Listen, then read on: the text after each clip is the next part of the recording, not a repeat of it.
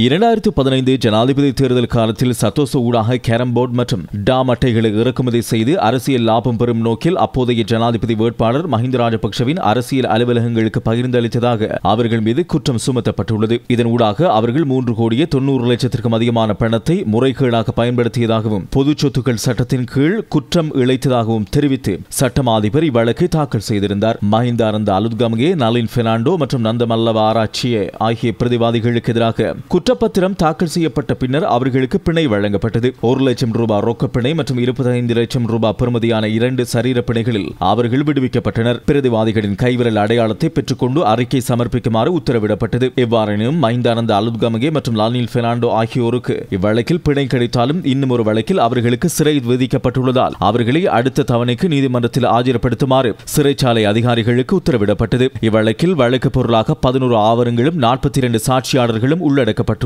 இதேவேளை முன்னாள் அமைச்சர் உதய கம்மன்பிலவுக்கு எதிராக சட்டமா அதிபர் தாக்கல் செய்துள்ள வழக்கு எதிர்வரும் நவம்பர் 21ஆம் தேதி மீள விசாரணைக்கு எடுத்துக் கொள்ளப்படும் என கொழும்பு மேல் நீதிமன்றம் உத்தரவிட்டது. போலி அட்டோர்னி பத்திரத்தை தயார் செய்து ஆஸ்திரேலிய வர்த்தகரான பிரையன் ஷாடிக் என்பவருக்கு சொந்தமான 20 மில்லியன் ரூபாவை முறைகேடாக பயன்படுத்தியதாக உதய கம்மன்பிலவுக்கு எதிராக குற்றம் சுமத்தப்பட்டுள்ளது. கடந்த நல்லாட்சி அரசாங்க காலப்பகுதியிலேயே கம்மன்பிலவுக்கு எதிராக இவ்வழக்கு தாக்கல் செய்யப்பட்டிருந்தது.